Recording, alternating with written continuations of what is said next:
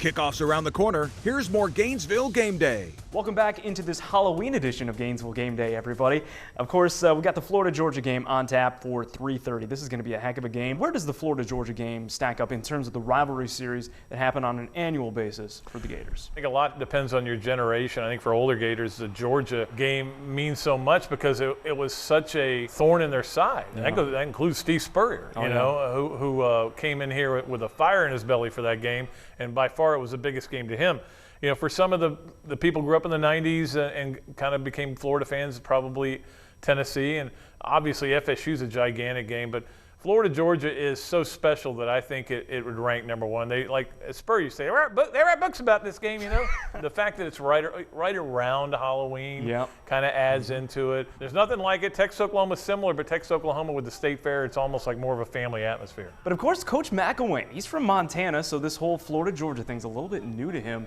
But is he ever fired up for this game to be on the Gators sideline and to be coaching in his first Florida-Georgia game today? He spoke on his eagerness in this week's Mouth of Mac. Mouth of Mac, sponsored by the Village at Gainesville. Opened it up already for the RVs. Whew.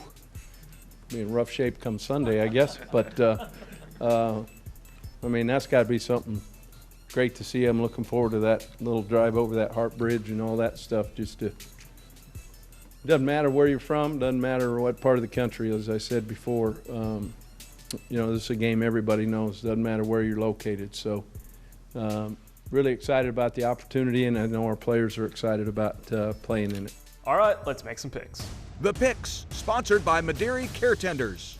All right, we start out with a noon game, Ole Miss at Auburn. You'd like to believe Auburn could play with Ole Miss. Ole Miss looked really good last week. I think Auburn's Sean White is finding himself as a quarterback, and it gives them a chance. But, you know, Ole Miss with Laramie Tunsil back is a better team. Yeah. I guess they get Kendichi back again this week. So I just don't see Auburn having enough balance, offense and defense, to win this game. You know, Auburn's still got some good players, even though they've had a down season, that they can provide a challenge. But like you said, Tunsil coming back, I think just too much firepower on this Ole Miss team. And even though they're going on the road, and we saw what Ole Miss is capable of doing on the road or lack thereof, I still got to think that this is a pretty solid pick to have Ole Miss win, so that's where I'm going on this one. South Carolina at Texas A&M, and it appears to be pretty one-sided. I think this is still an easy pick. You're asking an interim coach to get his team fired up to go play in a hostile environment in A&M and College Station.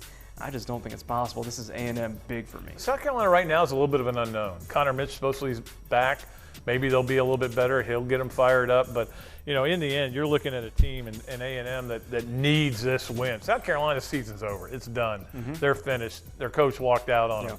A&M, they need to go ahead and win this game and get towards not so much bowl eligibility. They're going to get bowl eligible, but towards good bowl eligibility. All right, next up, Tennessee at Kentucky. Kentucky's going to have a blackout. I would like to pick Kentucky. I would like to say I can see them beating the Kardashians and making their life even more miserable for those people up there.